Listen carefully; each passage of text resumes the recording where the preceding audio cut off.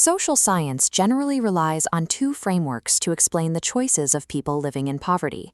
The rational choice model assumes individuals weigh preferences to optimize limited resources.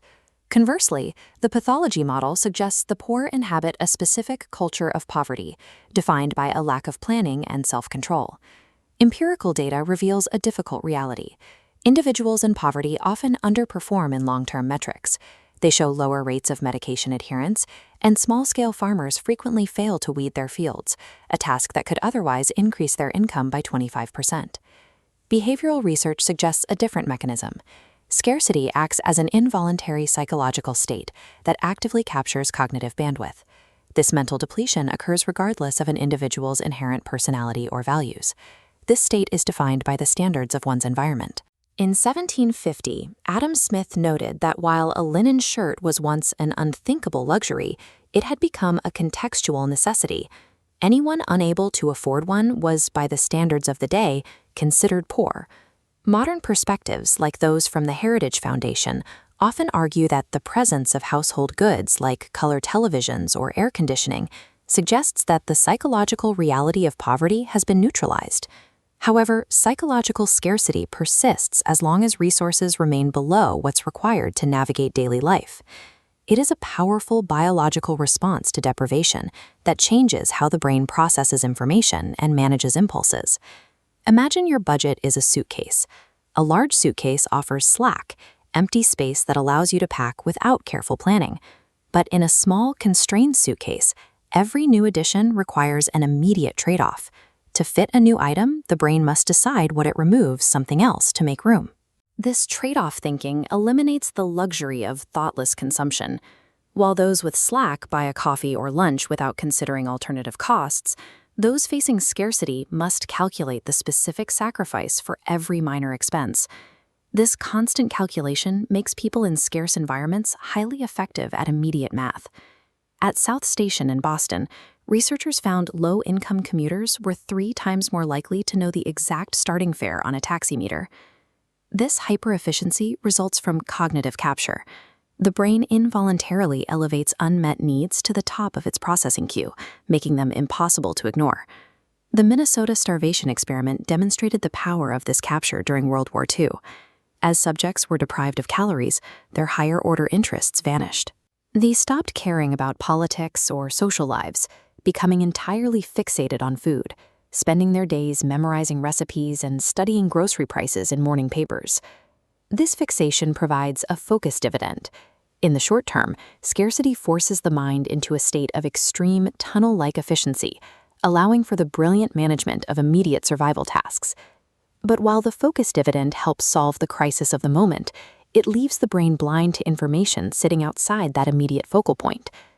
The cost of this intense focus is the tunneling tax.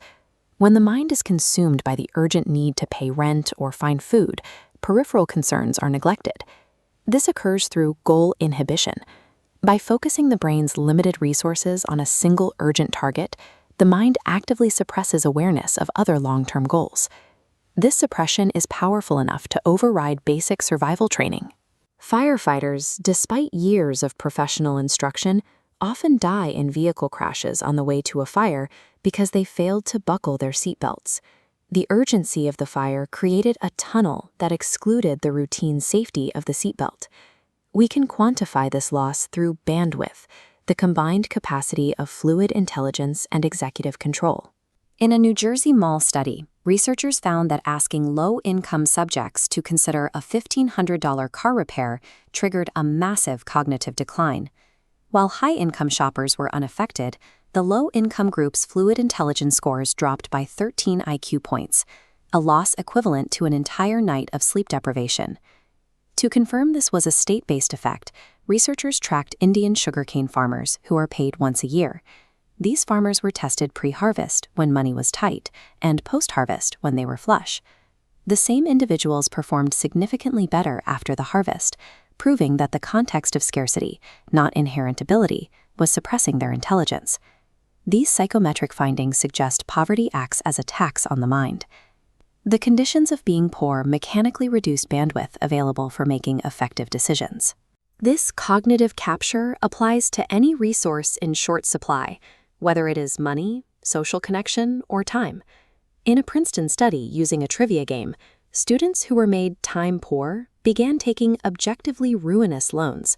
They borrowed extra seconds for immediate questions at 100% interest, even though it guaranteed they would run out of time and earn less money. This illustrates the architecture of the scarcity trap. A lack of slack leads to tunneling, which triggers borrowing, which eventually forces the individual into a permanent state of firefighting. Tunneling facilitates hyperbolic discounting, or present bias.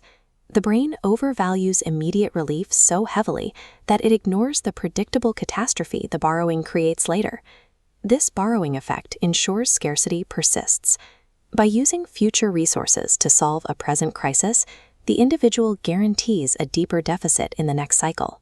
When bandwidth is depleted, the scarcity trap becomes a cycle where routine life events, like a sick day or a late bill, are handled as unmanageable emergencies. These findings suggest we need to rethink traditional interventions. Policies often prioritize education, like financial literacy seminars, assuming they are a cost-free benefit to the participant. However, attending classes and doing homework requires significant cognitive bandwidth. For those already struggling with scarcity, a complex educational program acts as a bandwidth tax that is often too high to pay. Look at the FAFSA financial aid form. Even with thousands of dollars in college aid at stake, enrollment rates were historically low. The cognitive load required to navigate the complex paperwork created a barrier that motivation alone couldn't overcome. When researchers helped students fill out the forms directly, college enrollment jumped by nearly 30%. The same load exists in basic banking. A low-income individual must track checks that clear in 5 days against withdrawals that happen in 7, creating a daily logic puzzle just to avoid overdraft fees. We can mitigate these effects through scarcity proofing, designing systems that use defaults and one-time actions to remove the need for constant, high-stakes vigilance. The GlowCap medical device provides a successful example. By lighting up and beeping when it is time for a dose, it externalizes memory. This removes the bandwidth cost of remembering medication, significantly improving adherence. Modern aviation moved away from trying to train perfect pilots entirely and instead focused on designing better cockpits. They created interfaces that assume the pilot is under stress and designed the system to absorb their errors. Solving systemic failure requires treating bandwidth as a finite, quantifiable resource. If we want better outcomes, we must stop blaming individuals for running out of bandwidth and instead design environments that protect it.